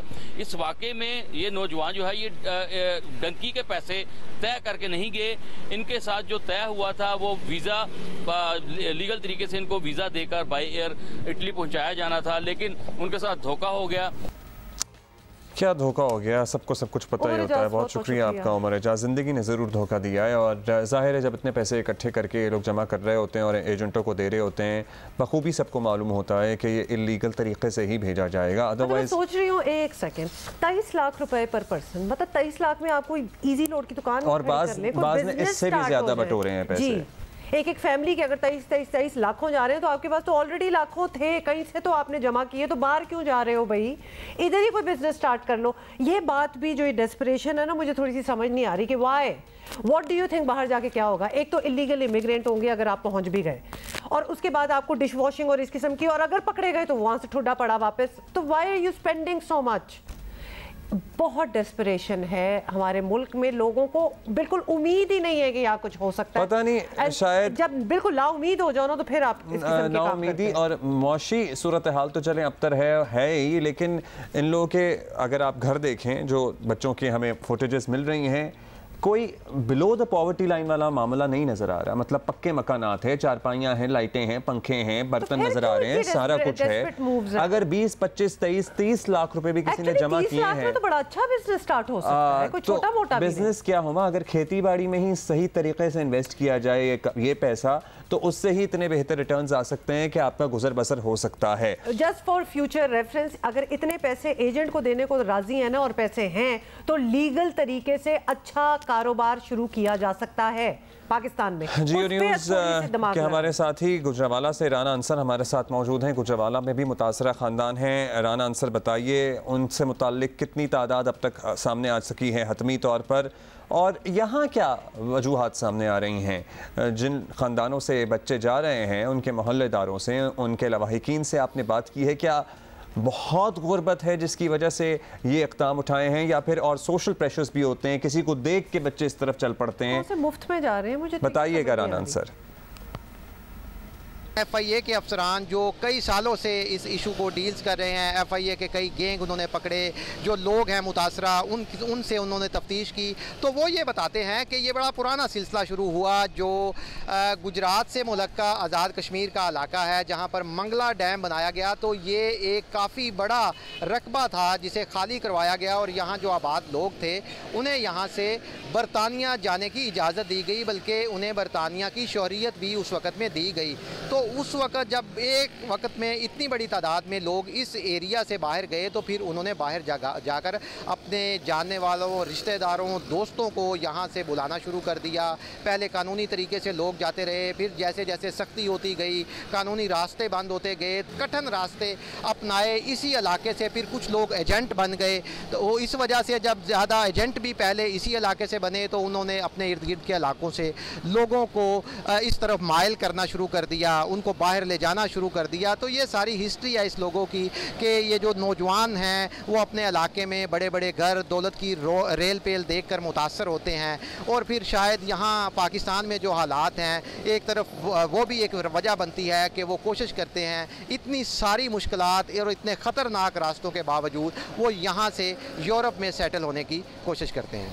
बहुत शुक्रिया आपका। राना अंसर हमें बता रहे थे। बेसिकली बात ये है कि कुछ तो सक्सेसफुली पहुंच जाते हैं ना, और फिर उनके घरों में खुशहाली भी आती है सर्टनली, और फिर वो देखकर ज़्यादा लोग मुतासिर होते हैं या फिर उन जैसा बनने की कोशिश करते हैं। लेकिन हमेशा इसीलिए कहते हैं ना कि अगर किसी का मुंह लाल हो तो अपना मुंह चपेड़े मारकर लाल नहीं कर लेना चाहिए। ये क्या था? मतलब ये भी कोई मुहावरा है? ये हाँ, मतलब ये कहा जाता है। बिल्कुल है, बिल्कुल ऐसे ही है। और आप ठीक है लोगों से इंस्पायर हो सकते हैं, लेकिन किसी भी इलीगल तरीके से बस वो सब कुछ हासिल करने की कोशिश करना जो मेरे खाला के बेटे के पास है या मेरे दोस्त के पास है या मेरी कॉलोनी में रहने वाले किसी फलां के पास है, मतलब इससे बिल्कुल यही समझ आ रही है कि जो आपके पास है और आप ओके हैं, इधर भी ओके हैं और आप उसमें सब्र शुक्र नहीं कर रहे, लेकिन जो दूसरे को देख रहे हैं कि उसने तो जाके बड़ी चांदी कर ली, तो then you want to aspire to go that. अब हम कोई ब्लेम गेम नहीं कर रहे, हम सिर्फ ये कह रहे हैं this is not worth the risk when you have the means के एक इलीगल तरीके से आप जाएंगे, पैसे थे। और अभी भी कितने बच्चे होंगे ना जिन्होंने पैसे दिए हुए होंगे, अपनी टिकटों का इंतजार कर रहे होंगे। हो सकता है हम इसलिए ये बहस कर रहे हैं और ये बात कर रहे हैं कि हो सकता है वो हमारी बात सुन लें और रुक जाएं। अच्छा, कोटली से हमें जो कोटली के भी बहुत थे लोग जो जा रहे थे, और तौकीर खान हमारे कॉरेस्पॉन्डेंट हैं, उन्होंने हमें ज्वाइन किया है। सेम सवाल तौकीर खान आपको भी कि इस इलाके से कितने ख़ानदान जो हैं मुतासर हुए हैं, कितने बच्चे जो हैं गए हैं और क्या वजूहात थे भाई? बैरून मुल्क जाने के हवाले से ये जो खिता है, ये वादी बना या ज़िला कोटली में बहुत सारे लोग ऐसे हैं, बहुत से घर ऐसे हैं कि जिनके घर में से कोई ना कोई फ़र्द बैरून मुल्क मौजूद है, लेकिन अपने मैशत को बेहतर बनाने के लिए लोग यहाँ से अक्सर औक़ात जो है वो दूसरे मुल्कों का सफ़र करते हैं।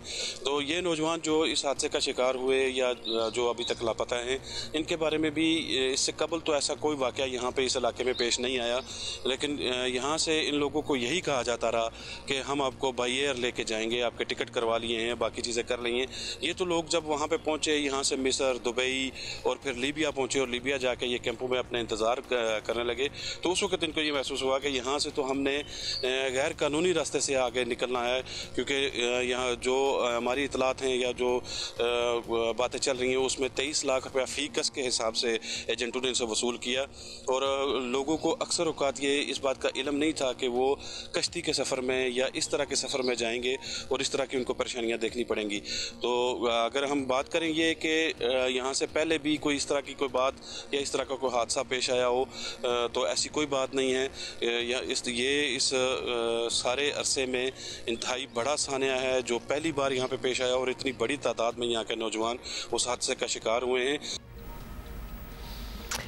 बहुत शुक्रिया हमसे बात करने का फ्रॉम कोटली तौकीर खान। और ये साथ तस्वीरें भी चल रही थी ना, और लोगों की जो हालात हैं, क्योंकि वो इंतज़ार में, उनको पता ही नहीं है कि उनके बच्चे कहाँ हैं और इस फीलिंग से क्यों गुजरेंगे। अगर शक भी है, अगर देखें हम तो अपने बच्चे को इस तरह बाहर नहीं भेजते कि अगर जी रोड क्रॉस करनी है, कोई गाड़ी नहीं है, 2-3 साल का बच्चा भी हो, हमें पता है गाड़ी नहीं है, लेकिन शायद कोई कहीं से कुछ हादसा होने का खदशा भी हो तो हम उसको बाहर नहीं भेजेंगे इस डर से। तो किस तरह आपने अपने बच्चों को इजाज़त दे दी? और लोग जो यंगस्टर्स हैं, what are you dreaming of? Please इधर ही रहें, यहाँ कुछ सीखें, पढ़ें, कुछ स्किल्ड लेबर प्रोग्राम्स में जाएं, यहीं बिजनेस करें, लीगल तरीके से बाहर जाएं। अगर आप actually take your time, skilled labour अगर आप में शामिल हो जाएं, आप सर्टिफिकेट्स हासिल करें। अगर आप कारपेंटर भी हैं तो उसको एक नए लेवल तक लेकर जाएं। अगर आप इलेक्ट्रिशियन भी हैं, प्लम्बर भी हैं, तो उसको एक नए लेवल तक लेकर जाएं और फिर उन ममालिक की तलाश करें जहाँ पर इस किस्म की लेबर की ज़रूरत है।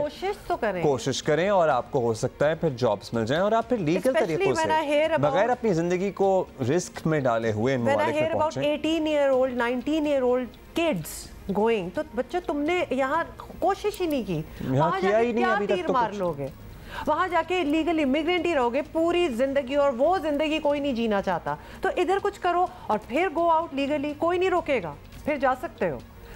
और पता है क्या, हम यहाँ ये नहीं डिस्करेज कर रहे कि आपको भाई जाएं, 100 दफ़ा जाएं, अगर आप जाना चाहते हैं तो जाएं, लेकिन सही तरीक़ों से जाएं। और अगर आपके पास फॉर इंस्टेंस नहीं, आपको ज़िंदगी ने मौक़े दिया, आपके पास तालीम नहीं है और कुछ नहीं था और आप नहीं पढ़ लिख सके, स्किल लेबर कर बन के भी आप बहुत से ममालिक में एक्चुअल जॉब्स ले सकते हैं और आप वहाँ जा सकते हैं इज़्ज़त से। अच्छा, अभी आगे बढ़ेंगे, सियासी मंजरनामे से हमारे पास अपडेट्स हैं और जैसे जैसे इलेक्शन का माहौल बनता नज़र आ रहा है, मुस्लिम लीग नून और पीपल्स पार्टी में इख्तलाफ इख्तिलाफात नुमायां होने लगे हैं। मुस्लिम लीग नून की रिवायती हरीफ जमात पीपल्स पार्टी अब खुलकर मुस्लिम लीग नून के सामने आ खड़ी हुई है और भरे जलसों में बजट पास न कराने की धमकियों के साथ इलेक्शन कॉल करने का चैलेंज भी दिया जा रहा है। ये जो सारे पीडीएम इकट्ठे हुए थे ना, आपको याद ही होगा, तब भी हमें थोड़ी सी हंसी आती थी कि मतलब कि just because we have a common enemy so let's get together. अब चूंकि वो कॉमन एनिमी ठिकाने लग गया है and there was never anything common between them anyway, तो अब सब कुछ सामने आ गया। देखें, हम आज भी समझते हैं कि हिम्मत पकड़े, अगर आप इलेक्शन से भाग रहे हो तो कोई इलेक्शन नहीं जीत सकता। इलेक्शन के लिए तैयारी पकड़े। पाकिस्तान पीपल्स पार्टी इलेक्शन के लिए तैयार है। यही पैगाम हम अपना इत्तेहादियों को देंगे कि आए, हिम्मत पकड़े, आए, मैदान में आए। सारी सियासी जमातों को इलेक्शंस के लिए अपना तैयारी करना चाहिए, मुकाबला करना चाहिए और जो भी जीते इंशाल्लाह ताला फिर उनका हक होगा कि वो आपका खिदमत करे। अगर मुस्लिम लीग ये चाहता है कि पाकिस्तान पीपल्स पार्टी भी इस बजट पे वोट डाले तो सैलाब मुतासरीन के फ्लड रिकंस्ट्रक्शन के खर्चे के बगैर ये हो नहीं सकता। एक तासुर ये है अभी तक भी आई एम सॉरी, लेकिन अभी तक भी कह रहे हैं हमारे इत्तेहादी, मतलब कब तक ये कहेंगे, क्योंकि ये बात तो अभी तो चले हैं ना, इत्तेहादी मीटिंग्स वगैरह भी हो रही हैं। हाँ, लेकिन इत्तेहादी जब होते हैं ना तो इतनी वो वैसे एक मौक़िफ़ ये भी है, एक तज्ज़िया ये भी है कि भाई अब चूंकि इलेक्शन का माहौल बनने जा रहा है और इलेक्शन इस साल होने ही है इंशाल्लाह होपफुली, सो अब लेकिन अब ये अपने असली रंग दिखा रहे हैं। एब्सोल्युटली। और एक तासुर ये भी है कि आसिफ अली जरदारी इस्तेकाम पाकिस्तान पार्टी के क़याम से बिल्कुल खुश नहीं है और इस नई जमात का वाज़ेह झुकाव जो है वो मुस्लिम लीग नून की तरफ है। लीगी रहनुमा इस्तेकाम पार्टी से इंतखाबी एडजस्टमेंट के वाज़ेह इशारे भी दे रहे हैं, आपको तो पता ही है, और अगर नहीं पता तो ये देख लें। बिलावल भुट्टो जरदारी साहब ने कुछ इल्ज़ामात लगाए, एहसन इकबाल साहब ने उनका जवाब भी दिया है। वो जवाब क्या है वो भी सर सुन लीजिए जरा, देख लें।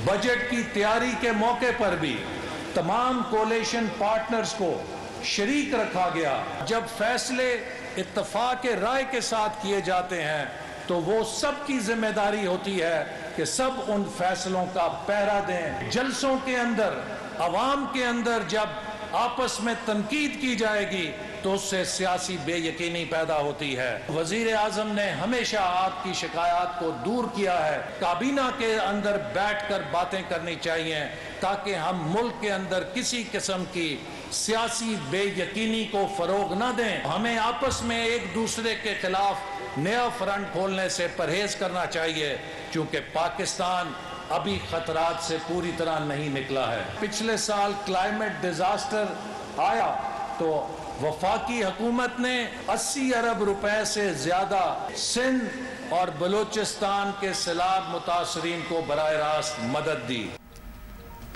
बड़ी इम्पॉर्टेंट बात यह है कि हमें और फ्रंट्स खोलने की ज़रूरत नहीं है आपस में, बिकॉज अभी बड़ी मुश्किलों से हम एक चीज़ से निकल रहे हैं। वैसे मामला क्या है कि फ्रंट्स खुलने की नौबत क्यों आती है? पहले ही अगर ये मामला सेटल हो जाएं और बाहमी मुशावरत से चीज़ें बन जाएं और बजट जैसे मामलात पे अगर इत्तफाक राय हो जाए बनने के प्रोसेस में या उस स्टेज भी तो बना था ना, तो कोई बाहमी मुशावरत हुई थी कि नहीं हुई थी, which worked in your favour for a while, तो कंटिन्यू देन। अच्छा जी, मुस्लिम लीग नून की रहनुमा आज़मा बुखारी हमारे साथ मौजूद हैं। आज़मा बताइएगा, बिलावल भुट्टो साहब ने बहुत सी बातें की हैं, उनमें से एक अहम बात यह है कि पीपल्स पार्टी ये समझ रही है कि आप लोग PMLN इंतखाबात से भाग रहे हैं। अब आप ही जवाब दे सकती हैं कि क्यों भाग रहे हैं आप लोग इंतखाबात से? जी बहुत शुक्रिया। ये बहुत बड़ा मजाक है कि अगर हमें कोई कहे कि हम इलेक्शन से भाग रहे हैं। वो पार्टी जिसने पाकिस्तान के अंदर शायद सबसे ज़्यादा इलेक्शंस जीते भी हैं और जो है वो प्राइम मिनिस्टर्स भी बनाए हैं और पाकिस्तान की एक मकबूल तरीन पार्टी है, और हमें वो लोग कह रहे हैं ये कि हम भाग रहे हैं इलेक्शन से, जिनको हमने पिछले मई में कहा था इमरान खान के लॉन्ग मार्च से पहले कि असम्बलियाँ तोड़ देते हैं और नए इलेक्शंस के लिए जाते हैं, लेकिन उन्होंने कहा कि हमें एक दिन पहले भी अपनी असम्बली नहीं तोड़नी है और उनकी राय के ऊपर जो है वो जो है ये एक्सटेंड हुई।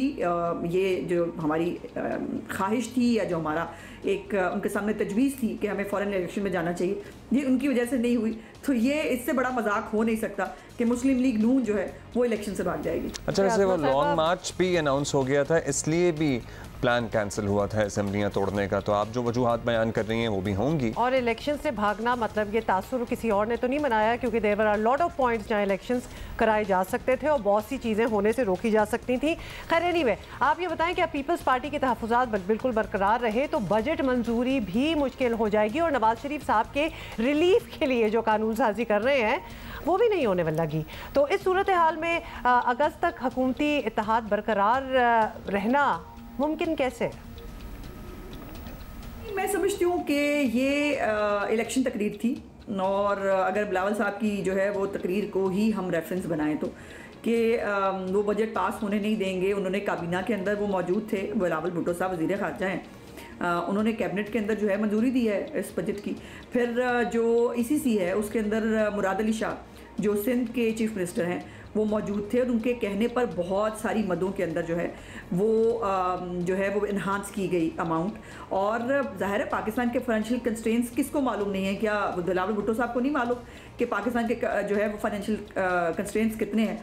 तो उन्होंने एक तकरीर की है, एक मुझे तो इलेक्शन तकरीर लगी और चूँकि जो है वज़ीर ख़ारजा होते हुए उनको बात वज़ीर आज़म के सामने करनी चाहिए और वो करेंगे भी। मुझे उम्मीद है आज भी शायद उनकी मीटिंग भी होगी शायद वज़ीर आज़म पाकिस्तान से, और वज़ीर आज़म के पास ये हुनर मौजूद है कि वो जो है पिछले 14 महीने से जिस खूबी से उन्होंने इस बहुत मुश्किल इत्तेहाद को चलाया है वो आगे भी इसमें कामयाब हो जाएंगे।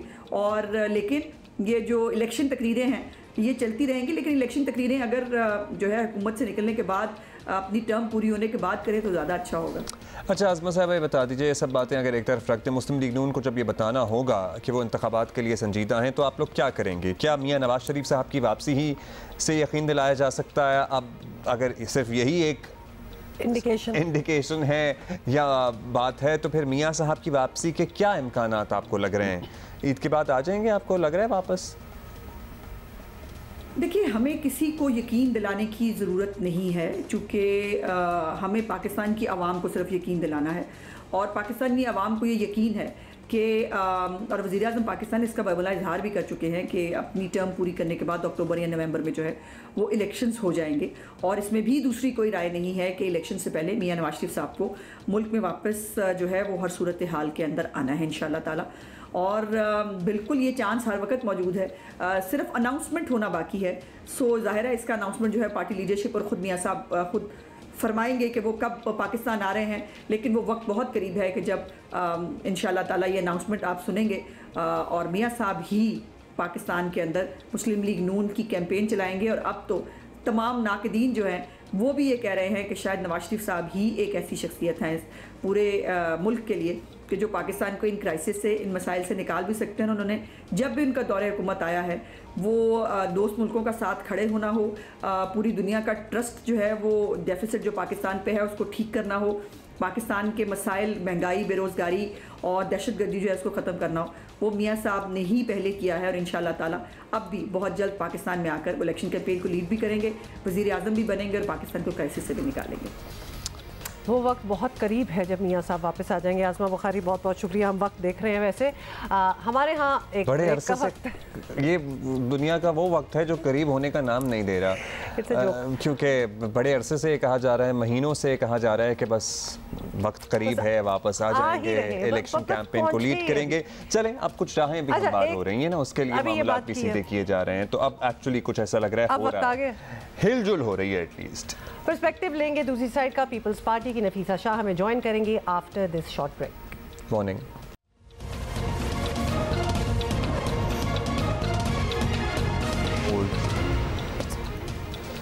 वेलकम बैक जी। रहनुमा पाकिस्तान पीपल्स पार्टी नफीसा शाह साहिबा ने हमें ज्वाइन किया, बहुत शुक्रिया नफीसा साहिबा। नफीसा साहिबा, बिलावल साहब ने अचानक हुकूमत से कई सवालात कर दिए हैं, बजट से मुताल्लिक भी बड़े एतराज़ात सामने आ रहे हैं, लेकिन बजट की तैयारी में आप लोग शामिल थे, तो क्या ये शिकायत बजट तैयारी के मराहिल में सामने नहीं आनी चाहिए थी, या बस जलसे में ही डिस्कशन हुई, इससे पहले आपस में कोई डिस्कशन नहीं हो सकी?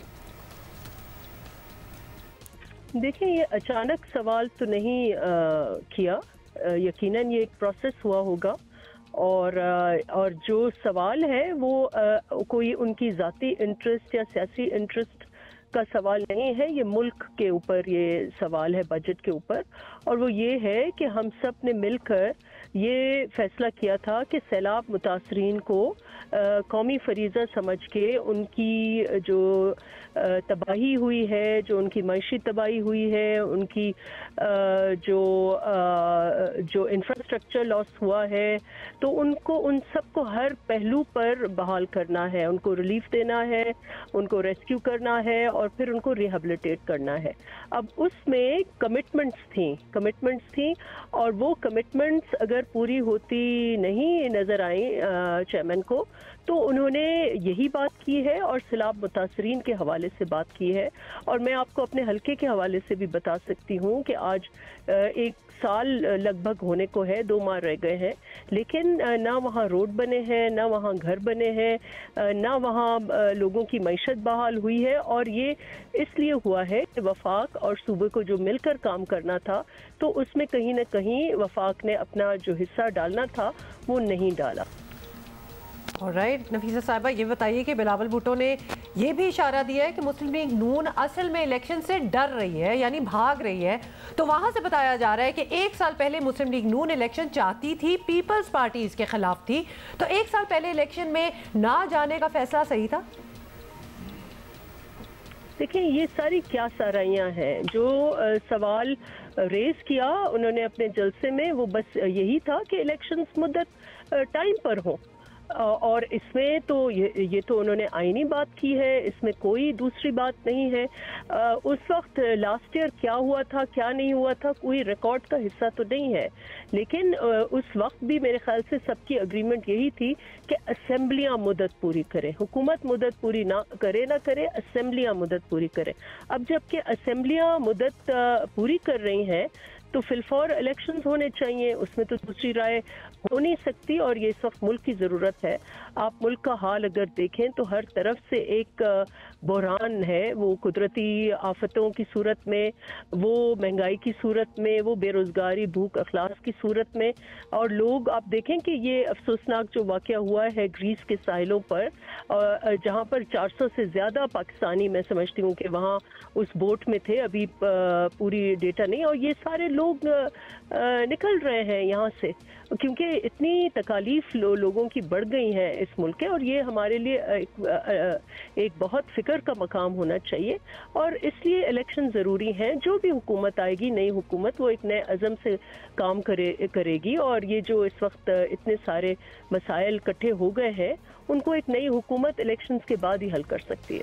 अच्छा नफीसा साहिबा, अब ये भी काफ़ी वाज़ेह हो रहा है कि मुस्लिम लीग नून और पीपल्स पार्टी इत्तेहाद की सूरत में इलेक्शन में नहीं उतरेंगे मैदान में, एक दूसरे के मुखालिफ ही इलेक्शन लड़ेंगे। अगर ऐसा है तो फिर हुकूमती इत्तेहाद में आप लोगों का रहना भी तो मुश्किल होगा प्रॉब्ली। तो क्या इसके लिए भी तैयार है कि अपोजिशन में बैठ जाएं, या इसी इत्तेहाद के साथ मुद्दत पूरी करेंगे और फिर एक दूसरे के खिलाफ इलेक्शन लड़ेंगे?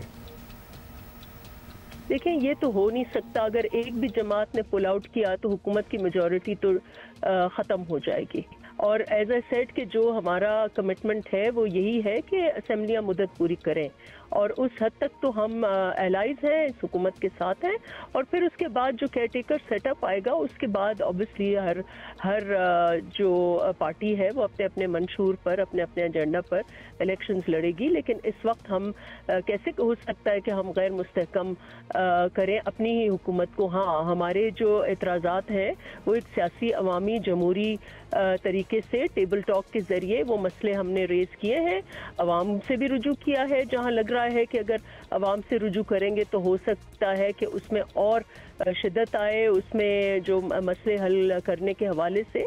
तो अब हम उम्मीद करते हैं कि जो हमारी कोलिशन पार्टनर्स हैं, जो हुकूमत वक्त है, वो हमारे ये मसले जो मैं समझती हूँ मुल्क के मसले हैं, कोई पीपल्स पार्टी का ज़ाती इशू नहीं है, ये मुल्क का मसला है कि जो सैलाब से मुतासरीन हैं वो आज भी अगर बेघर हैं, आज भी भूख और फाका कशी कर रहे हैं, तो ये हमारे लिए एक बहुत बड़ा सवाल है इस हुकूमत के लिए। नफीसा शाह साहिबा, बहुत बहुत शुक्रिया फॉर स्पीकिंग विद अस। अच्छा, अभी आपने देखा है कि दोनों साइडों के जवाब जो हैं बड़े मुहतात किस्म के हैं, तो शायद दे आर होपिंग कि चीज़ें सेटल हो जाएंगी। मीटिंग्स भी आपको पता है ना, हाई लेवल होनी है, चीज़ें सेटल करने की कोशिश हो सकता है हो जाए।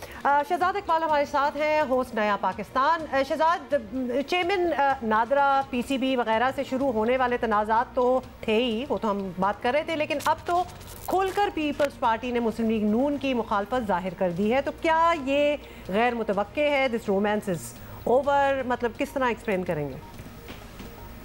नज़र में तो गैर मुतवक्को नहीं था। कुछ लोग अभी भी कह रहे हैं कि ये फ्रेंडली फायर है पीपल्स पार्टी और नून लीग के दरमियान, लेकिन मेरे ख्याल से जैसे जैसे इलेक्शन के करीब जाएंगे पीपल्स पार्टी और नून लीग के दरमियान इख्तलाफात बढ़ेंगे। ये जो PCB चेयरमैन वाला मामला है, ये तो मेरे ख्याल से छोटा इशू है। जो असल इशू है वो माशी कारकर्दगी का है। नून लीग की जो कारकर्दगी रही है पिछले 1-1.25 साल में, पीपल्स पार्टी उसका बर्डन नहीं उठाना चाहेगी, और मेरे ख्याल से इस इशू पे खास तौर पे वो अपने आप को डिस्टेंस करेंगे। जैसे कि आप देख रहे हैं कि बजट के हवाले से तहफ़्फ़ुज़ात का इज़हार किया जा रहा है कि हमारी इसमें राय शामिल नहीं की गई, एक खसारे का बजट दे दिया, फिस्कल डिसिप्लिन नहीं है। तो इस तरह की बातें जो हो रही हैं मेरे ख्याल से ये ज़्यादा अहम है। इसके अलावा एक और बड़ा इशू है जिस पर आप आगे जाके देखेंगे कि दोनों जमातों में तलखी बढ़ेगी। एक मसला है IPP का, जो इस्तेकाम पाकिस्तान पार्टी है, उसमें जिस तरीके से लोग शामिल हो रहे हैं, पीपल्स पार्टी को ये उस पर एतराज़ है कि हमें कमज़ोर करने के लिए एक पार्टी बनाई जा रही है। ये तमाम लोग, उनमें से बहुत सारे ऐसे लोग हैं जो कि शायद पीपल्स पार्टी में शामिल होने थे, लेकिन वो इसलिए नहीं हुए क्योंकि ये पार्टी बनाई गई, और इस पार्टी का बेनिफिट कहीं ना कहीं नून लीग को हो सकता है। अगर ये पार्टी के जो इलेक्टेबल्स हैं वो तहरीक इंसाफ का कुछ वोट तोड़ते हैं तो उसका फ़ायदा नून लीग को होगा। तो मेरे ख्याल से ये एक ऐसा इशू है, जब आप देखेंगे आने वाले वक्तों में शमूलियत बढ़ती जाएगी, IPP में तहरीक इंसाफ के लोग वहाँ जाते रहेंगे, तो उनको इस बात से परेशानी ज़रूर होगी और एतराज़ात भी सामने आएंगे। बलूचिस्तान के हवाले से भी ये खबरें हैं कि जिन लोगों ने फैसला किया था कि वो पीपल्स पार्टी में ज्वाइन करेंगे, खबरें ये है कि अब उनको भी रोक दिया गया है कि आप जिस पार्टी में हैं, जहां है फिलहाल वहीं पर रुके। तो मेरे ख्याल से ये एक बड़ा इशू बन सकता है। और जो दूसरा इशू बनेगा वो इलेक्शंस का होगा, क्योंकि पीपल्स पार्टी खुलकर कह रही है कि इलेक्शन वक्त पर होने चाहिए, आइन और कानून के मुताबिक होने चाहिए, जबकि नून लीग और JUIF में अब भी इस हवाले से क्लैरिटी नहीं है। वो अभी भी सोच रहे हैं कि कहीं ना कहीं 6 महीने की इमरजेंसी लगा के इलेक्शंस को डिले कर दिया जाए। तो पीपल्स पार्टी इस बात पर बड़ी क्लियर है, लेकिन फिर भी मुझे लगता है कि इख्तलाफात जो हैं एक हद तक आगे बढ़ेंगे, लेकिन जब तक तहरीक इंसाफ कहीं ना कहीं मौजूद है, इमरान खान बाहर हैं, वो इख्तलाफात उस हद से आगे नहीं बढ़ेंगे जहां पर इस वक्त सारा फोकस PTI को कमज़ोर करने से हटकर इन दोनों जमातों पर आ जाए। हाँ, एक मरतबा इमरान खान साहब का फ्यूचर डिसाइड हो जाता है, या वो जेल चले जाते हैं, या डिस्क्वालीफाई हो जाते हैं, या PTI मुकम्मल तौर पर कमज़ोर हो जाती है, तो फिर मेरे ख्याल से आप देखेंगे कि दोनों जमातें खुलकर सामने आएंगी और इख्तलाफात मजीद बढ़ेंगे उस वक्त। बहुत शुक्रिया आपका शहजाद इकबाल। और बाज़ लोग कह रहे हैं कि फ्रेंडली फायर हैं, लेकिन हमारे भी अपने ज़रा यही बता रहे हैं कि एज सच फ्रेंडली फायर्स नहीं है। Friendly fire, not so friendly fire. अच्छा, ओके, इनफ, ब्रेक लेते हैं।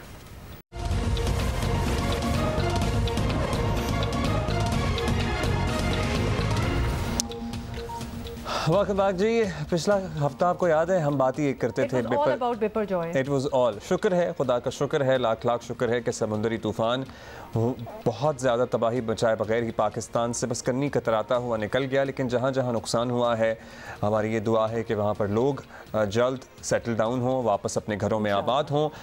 अच्छा, एक फिनोमेना है जो हम आपसे डिस्कस करना चाहते हैं। ये तूफ़ान तो टल गया, लेकिन तूफ़ान के बाद जो साहिल के मंजर है ना, वो बड़े ही अफसोसनाक और दिल गिरफ्तार हैं, क्योंकि कचरे के अंबार हैं जो इस वक्त लगे। ऑलमोस्ट लगता है कि समुंदर ने उल्टी की है बीच पे, क्योंकि और वो उल्टी वो उन चीज़ों की है जो कि माशाल्लाह हमने गंद फैलाया हुआ है समुद्रों में। So there is plastic, foam, glass, bags, tyres, जूते, टायर, मतलब यू नेम, कबाड़ खाना बेसिकली। आप कभी कबाड़िए के पास जाए ना, तो आपको पास वहाँ जो मंजर नजर आता है ना, वो नजर आ रहा है इस वक्त साहिल समुंदर पे, मतलब डेड जो सी की। अच्छा, ये उनीबा ज़मीर शाह हमारे साथ मौजूद हैं। उनीबा, आप हमें रिपोर्ट करती ही रहीं बिपरजॉय से मुताल्लिक, अब उसके बाद की सूरत हाल बताइएगा। ये क्या फिनोमेना होता ही है कि जब भी कोई साइक्लोन इस तरह से हिट करता है साहिल पर, बाकी ममालिक में भी यही मनाजिर होते हैं, या हमारे यहाँ ज़्यादा गंद पड़ा हुआ है? अब्दुल्ला, हुमा, आपको बताती चलूँ कि ये जो समंदर है ना, ये हम जो ऑक्सीजन में इस वक्त सांस ले रहे हैं, ये 50 से 80% हिस्सा ये समंदर हमें फराहम करता है। लेकिन हम इंसानों ने बदकिस्मती से इस समंदर को कूड़ेदान के तौर पर लिया हुआ है। हम काफ़ी अरसे से इसमें कचरा डालते रहे। समुद्री तूफ़ान आया, खैरियत से गुजर गया, इतना नुकसान नहीं हुआ जितना हम उम्मीद कर रहे थे, लेकिन इसने हमारा जो बदनुमा चेहरा है ना वो सामने लेकर आ गया। इस वक्त मैं आपको सीरियो से रिपोर्ट कर रही हूँ। निशान पाकिस्तान पार्क मेरे लेफ़्ट साइड पे मौजूद है, राइट साइड पर वहाँ पे क्लॉक टावर है। यहाँ तक मेरी निगाह जा रही है, सिर्फ कचरा ही कचरा, कचरा ही कचरा नज़र आ रहा है, प्लास्टिक चमकता हुआ नज़र आ रहा है। मैं आपको दिखाती हूँ, ये रैपर्स हैं, ये रैपर्स हैं, ये 1000 साल में भी ख़त्म नहीं होते। ये टूटते फूटते हैं, माइक्रो प्लास्टिक बनते हैं, जहरीले मवाद खुद में जज्ब करते हैं और फिर फाइनली वहाँ पे जाते हैं समंदर में। फिर आप और मैं जो मछली खाते हैं ना, जो प्रॉन्स खाते हैं, जो लोग क्रैब्स खाते हैं या फिर जो ये क्लैम्स खाते हैं, ये इसमें मौजूद होते हैं क्योंकि ये इनकी ग़िज़ा का हिस्सा बनते हैं। और फाइनली जो हमने कचरा इसको दिया होता है ना, ये हमारे स्टमक में पहुँचता है और हमें मुख्तलिफ बीमारियों का बायस बनता है। ये देखें किस कदर प्लास्टिक की थैलियाँ हैं, ये देखें। अच्छा उनीबा, ये बताएं कि ये रैपर्स हैं, मैंने तो यहाँ पे जी उनीबा बताएं, और बड़ा ही अफसोस हो रहा है एक्चुअली अपने समुंदर का बीच का ये हाल देख के, लेकिन ये आपको अपनी असेसमेंट में ये इस तूफ़ान के जाने के बाद ज़्यादा नज़र आ रहा है या कम नज़र आ रहा है, ये हम थोड़ा सा असेस करना चाहते हैं क्योंकि हमें ये पता है कि ये सारी चीज़ समुंदर से बाहर आई है। तो इज़ इट मोर, आपको बाकायदगी से लग रहा है कि बहुत ज़्यादा मवाद है? To be very honest Humam, मैं यहाँ पे आती ही नहीं हूँ क्योंकि मुझे यहाँ पे जब भी आती हूँ ना, मुझे यहाँ बहुत गंदगी नज़र आती है, बहुत ज़्यादा गंदगी नज़र आती है हमेशा। लेकिन तूफ़ान के बाद इस गंदगी में इजाफा ज़्यादा हुआ है। गंदगी हम लोग कोई भी यहाँ पे नहीं आते, सिर्फ रिपोर्ट के लिए अगर आना हो ना तो हम इस सी व्यू पे आते हैं, वरना यहाँ गंदगी के ढेर होते हैं, हमेशा होते हैं, प्लास्टिक नज़र आता है यहाँ पे बहुत ज़्यादा। लेकिन तूफ़ान के बाद क्योंकि बहुत ज़्यादा बुलंद लहरें हुई और जो जितना हमने इसमें कचरा फेंका था उसने बाहर फेंक दिया। पूरी आपने पूछा था कि पूरी दुनिया में ऐसा होता है, हमने तो ऐसे मनाजिर नहीं देखे। मैंने ये पोस्ट की, सैटरडे को रिपोर्ट किया था और मैंने सोशल मीडिया पे पोस्ट किया, तो लोग अपने बीचेस की खूबसूरत तस्वीर शेयर कर रहे थे, थाईलैंड की बीचेस की कर रहे थे, बहुत अच्छे अच्छे ममालिक के बीचेस है जहाँ पे सी शेल्स मिलते हैं, लेकिन हमारे यहाँ पे सी शेल्स से ज़्यादा कचरा मिलता है। यहाँ पर भी सी शेल्स आए हुए हैं, यहाँ पे इस वक्त ये देखें, ये जो है ये ब्लड क्लैम इसको कहते हैं, क्योंकि बाकी जो क्लैम होते हैं उनका ब्लड क्लियर होता है, लेकिन इसमें क्योंकि हेमोग्लोबिन होता है तो इसलिए इसका रेड ब्लड होता है। लेकिन रेड ब्लड होने की वजह से माहिरीन बताते हैं कि अगर ये पोल्यूटेड एनवायरनमेंट में होता है ना तो ये सारे बैक्टीरिया वायरसेस इंजेस्ट कर लेता है। ये सी फूड है, इसको लोग खाते हैं गोश्त के हसूल के लिए, और अगर ये आप खाते हैं तो आपको मुख्तलिफ बीमारियाँ हो सकती हैं। तो आप इन्वायरमेंट देखें, और अब तक साफ़ नहीं हो, ये सैटरडे को मैंने रिपोर्ट किया था, ये अब तक साफ़ नहीं हो सका। माहिरीन कहते हैं आप आसमान की जानिब देखें, अगर आपको बहुत प्यारे परिंदे नज़र आते हैं तो इट मीन्स कि आपका इकोसिस्टम अच्छा है, आपका माहौल अच्छा है, आप सफाई पसंद है। लेकिन अगर अब मैं आसमान की जानिब देखूँ तो सिर्फ कौवे और चीले नज़र आ रही हैं। साजिद आप दिखाएं, कौवे और चीले आपको नज़र आएंगी, इसका मतलब यह है कि ना तो हम सफाई पसंद है। बिल्कुल, हमने भी ये विटनेस की है, वी बिन वॉचिंग इट, और जो लोग नज़दीक रहते हैं समुंदर के उनको ये फिनोमेना बड़ी अच्छी तरह नज़र आता है। And you are very right about, हमारा एक बीच है और उस पर रश भी पड़ा होता है, लोग भी होते हैं, लेकिन आई एम सॉरी टू से और उसमें कंट्रीब्यूशन हमारा ही है। हम ये 100 दफ़ा कह सकते हैं कि CBC DHS को साफ रखे, करते भी हैं वो कोशिश, सफाइयाँ होती भी हैं, तो लेकिन वो जो डस्टबिन्स वहाँ पे रखी जाती हैं वो हमेशा खाली पड़ी होती हैं, वो हमेशा खाली पड़ी होती हैं। Something else that you wanted to tell? अच्छा जी, हमने क्विकली आपको बताना है कि बामिया, अच्छा चलें कल बताते हैं, ये कल के लिए रख लेते हैं, ठीक है? इंटरेस्टिंग खबर। We're going to see you tomorrow. It's just the start of the week. Yeah, bye.